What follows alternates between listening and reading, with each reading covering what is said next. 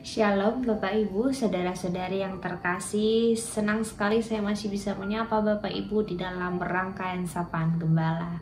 Mari sebelum kita membaca dan merenungkan firman Tuhan, kita satu hati kita berdoa.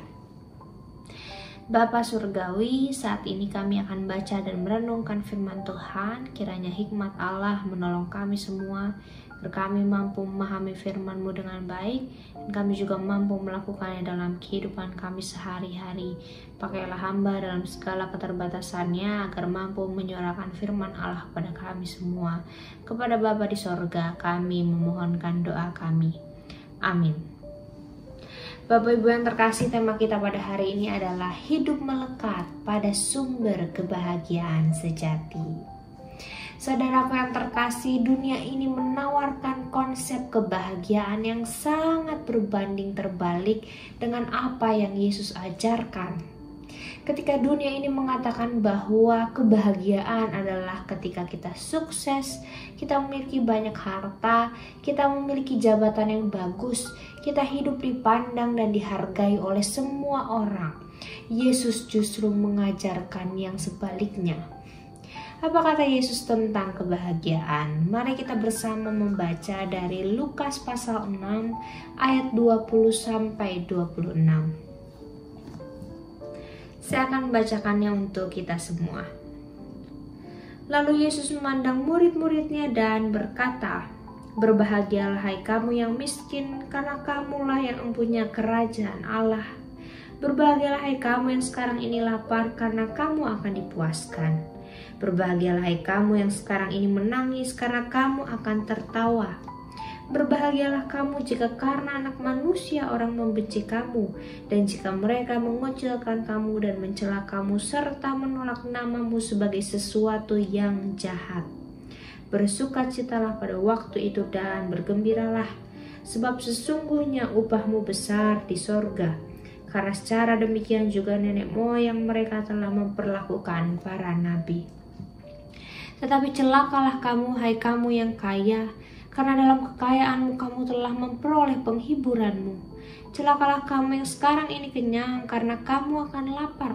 Celakalah kamu yang sekarang ini tertawa, karena kamu akan berduka cita dan menangis.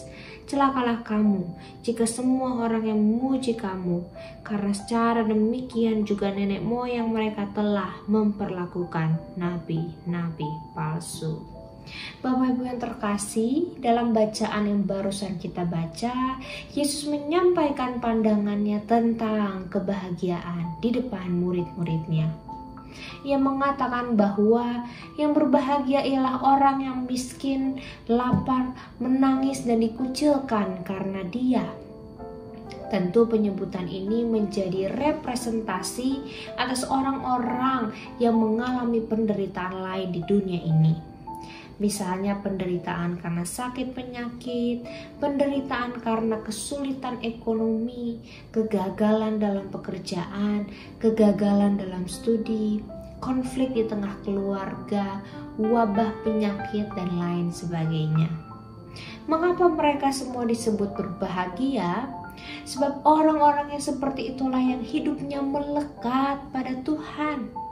Di dalam penderitaannya mereka terus berpengharapan pada Allah dan menantikan kehadiran Allah untuk menolongnya. Dalam hidupnya mereka merasa bahagia sebab mereka memiliki Allah yang tidak akan meninggalkan mereka sekalipun dalam kondisi hidup yang sulit. Dan kepada mereka Allah menjanjikan kerajaannya dan upah yang besar di sorga. Berbeda dengan orang kaya, kenyang, tertawa dan dipuji yang dinyatakan dalam ayat 24 sampai 26. Mereka disebut celakalah kamu. Mereka adalah orang-orang yang terkutuk. Kenapa demikian? Dalam ayat 24 dikatakan, karena dalam kekayaanmu kamu telah memperoleh penghiburanmu. Mereka tidak merasa membutuhkan Tuhan sebab mereka telah dihibur oleh kekayaan dan kesenangan-kesenangan yang mampu diraihnya. Apakah artinya kita tidak boleh menjadi kaya?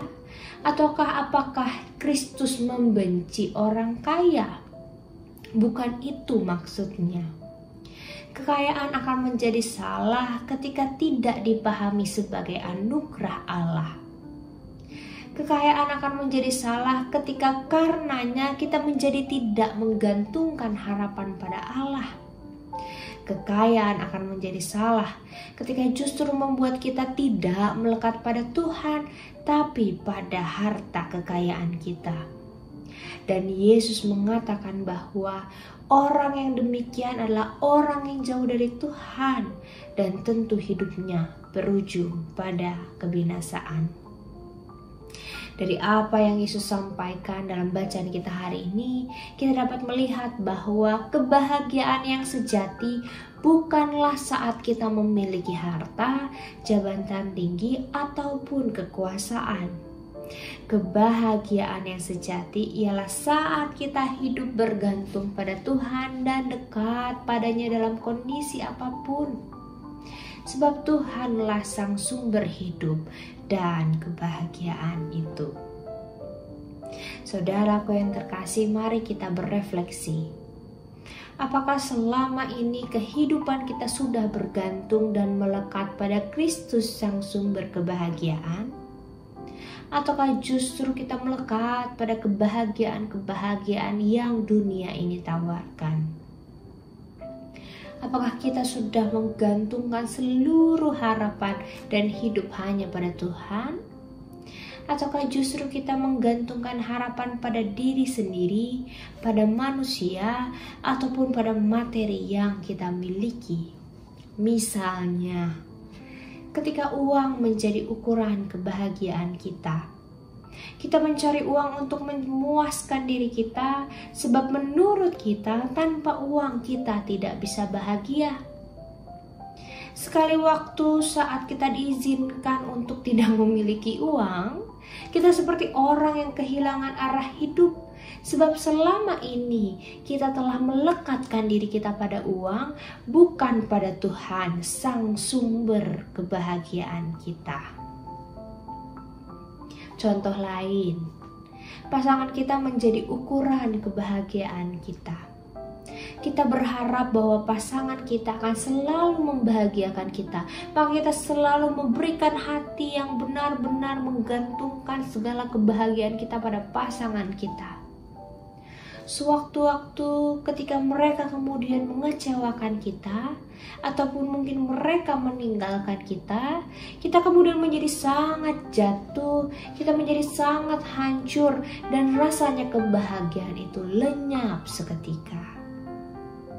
Padahal sudah seharusnya kebahagiaan kita digantungkan seutuhnya pada Tuhan, bukan pada manusia yang selalu berpotensi mengecewakan. Lalu pertanyaannya adalah, bagaimana caranya agar aku mampu memusatkan kebahagiaanku pada Kristus? Apa yang aku harus lakukan agar aku mampu memusatkan kebahagiaanku hanya pada Allah saja? Yang pertama, ingatlah bahwa hidup ini semata-mata anugerah dari Tuhan.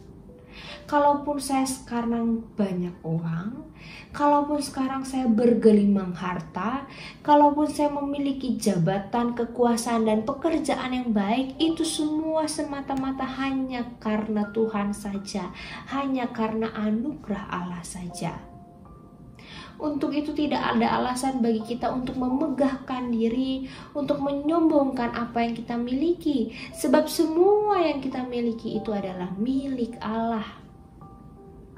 Maka sudah seharusnya kita tidak hidup mengandalkan harta kita, tapi berserah penuh di dalam pimpinan Tuhan yang menjadi sumber berkat dan kebahagiaan kita. Itu yang pertama. Yang kedua, percayakan hidup kita sepenuhnya pada Allah dan jalanilah hidup ini sesuai dengan firman-Nya. Tidak perlu kita terlalu khawatir tentang hari esok, tapi percayakan semuanya pada Tuhan, sang pemilik kehidupan kita. Tugas kita sebagai anak-Nya ialah hidup taat pada kehendak Tuhan dan mengikuti firman-Nya. Yang ketiga, kita ini adalah manusia yang sangat rapuh. Untuk itu mintalah pertolongan Roh Kudus agar kita dimampukan untuk hidup mengandalkan Tuhan saja dan tidak mengandalkan kekuatan sendiri dan memusatkan kebahagiaan pada diri sendiri. Dan yang terakhir, hiduplah melekat dengan Tuhan, hiduplah menempel dengan Tuhan. Artinya memiliki relasi yang intim dan dekat dengan Tuhan dengan cara bertekun mendalami firman-Nya setiap hari, berdoa selalu, berserah hanya kepada Tuhan dan tidak menjauhkan diri dari persekutuan-persekutuan Tuhan. Semakin dalam kita berelasi dengan Allah, maka kita akan selalu menjadi orang-orang yang mampu bersyukur dan berbahagia, sebab kita memilikinya yang tidak pernah meninggalkan kita dalam setiap musim kehidupan. Selamat mengupayakan kehidupan yang melekat pada Kristus sang sumber kebahagiaan itu. Hiduplah melekat dengannya agar kita mendapatkan kebahagiaan yang sejati sekalipun badai kehidupan tidak berhenti. Tuhan menolong dan memberkati kita semua. Amin. Mari kita berdoa. Bapa yang baik, terima kasih untuk firman-Mu yang mengingatkan pada kami bahwa Engkaulah sang sumber kebahagiaan yang sejati itu. Ampuni Tuhan kalau kami masih menggantungkan hidup kami pada materi, harta, kekuatan diri, kekuasaan, jabatan, dan lain sebagainya. Ajar kami mulai saat ini untuk benar-benar memusatkan hidup kami hanya kepada Tuhan dan menggantungkan seluruh kebahagiaan kami hanya pada Tuhan saja. Dalam Kristus Yesus kami memohon. Amin.